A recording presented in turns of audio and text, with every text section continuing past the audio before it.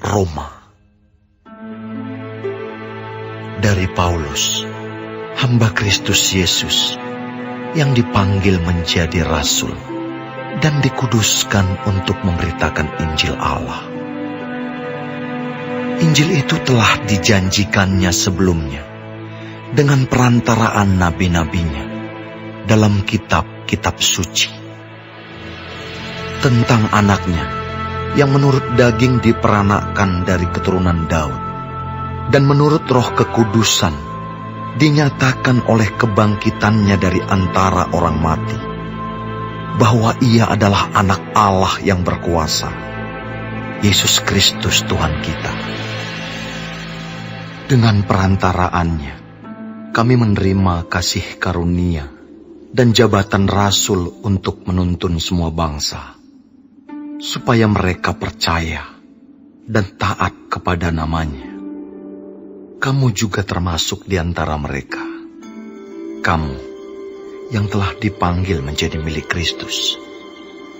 Kepada kamu sekalian yang tinggal di Roma, yang dikasihi Allah, yang dipanggil dan dijadikan orang-orang kudus, kasih karunia menyertai kamu, dan damai sejahtera dari Allah, Bapa kita, dan dari Tuhan Yesus Kristus.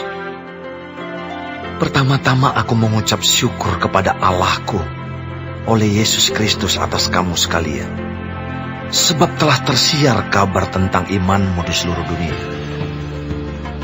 Karena Allah yang kulayani dengan segenap hatiku dalam pemberitaan Injil anaknya adalah saksiku, bahwa dalam doaku aku selalu mengingat kamu. Aku berdoa, semoga dengan kehendak Allah, aku akhirnya beroleh kesempatan untuk mengunjungi kamu. Sebab aku ingin melihat kamu untuk memberitakan karunia rohani kepadamu, guna menguatkan kamu, yaitu supaya aku ada di antara kamu dan turut terhibur oleh iman kita bersama, baik oleh imanmu maupun oleh imanku. Saudara-saudara, aku mau supaya kamu mengetahui bahwa aku telah sering berniat untuk datang kepadamu. Tetapi hingga kini selalu aku terhalang, agar di tengah-tengahmu aku menemukan buah, seperti juga di tengah-tengah bangsa bukan Yahudi yang lain. Aku berhutang, baik kepada orang Yunani maupun kepada orang bukan Yunani, baik kepada orang terpelajar maupun kepada orang tidak terpelajar. Itulah sebabnya aku ingin untuk memberitakan Injil kepada kamu juga yang diam di Roma. Sebab aku mempunyai keyakinan yang kokoh dalam Injil, karena Injil adalah kekuatan Allah yang menyelamatkan setiap orang yang percaya. Pertama-tama orang Yahudi, tetapi juga orang Yunani. Sebab di dalamnya nyata kebenaran Allah yang bertolak dari iman dan memimpin kepada iman. Seperti ada tertulis, orang benar akan hidup oleh iman. Sebab murka Allah nyata dari surga atas segala kefasikan dan kelaliman manusia yang menindas kebenaran dengan kelaliman. Karena apa yang dapat mereka ketahui tentang Allah nyata bagi mereka, sebab Allah telah menyatakannya kepada mereka. Sebab apa yang tidak nampak daripadanya, yaitu kekuatannya yang kekal dan keilahiannya, dapat nampak kepada pikiran dari karyanya sejak dunia diciptakan, sehingga mereka tidak dapat berdalih. Sebab sekalipun mereka mengenal Allah, mereka tidak memuliakan Dia sebagai Allah atau mengucap syukur kepadanya. Sebaliknya, pikiran mereka menjadi sia-sia dan hati mereka yang bodoh menjadi gelap. Mereka berbuat seolah-olah mereka penuh hikmat, tetapi mereka telah menjadi bodoh.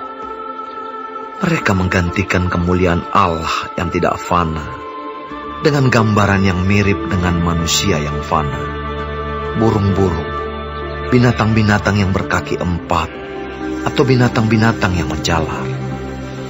Karena itu, Allah menyerahkan mereka kepada keinginan hati mereka akan kecemaran, sehingga mereka saling mencemarkan tubuh mereka.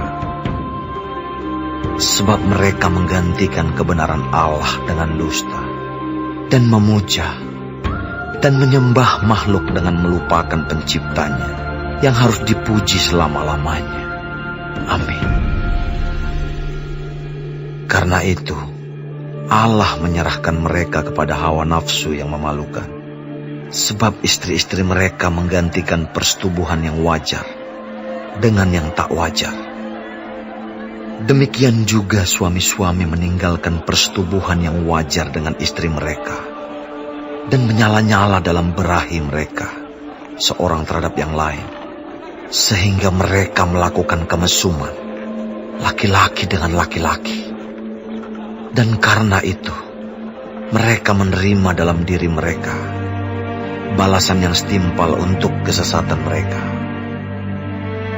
Dan karena mereka tidak merasa perlu untuk mengakui Allah, maka Allah menyerahkan mereka kepada pikiran-pikiran yang terkutuk, sehingga mereka melakukan apa yang tidak pantas, penuh dengan rupa-rupa kelaliman, kejahatan, keserakahan dan kebusukan, penuh dengan dengki, pembunuhan, perselisihan, tipu muslihat dan kefasikan. Mereka adalah pengumpat, pemfitnah, pembenci Allah, kurang ajar, congkak, sombong, pandai dalam kejahatan, tidak taat kepada orang tua, tidak berakal, tidak setia, tidak penyayang, tidak mengenal belas kasihan.